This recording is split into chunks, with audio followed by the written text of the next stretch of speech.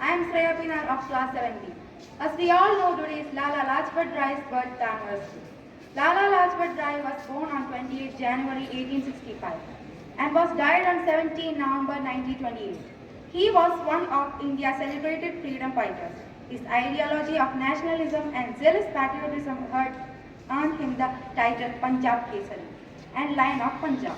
He was part of the famous radical trio Lal Bal Pal, who advocated the Swadeshi movement in India, involving the boycott of all imported goods and the use of Indian-made goods.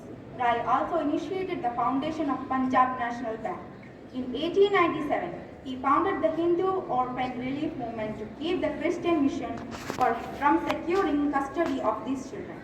A prolific writer, leader, politician and activist, Rai died from a heart attack after not recovering from injuries received during a police lathi charge.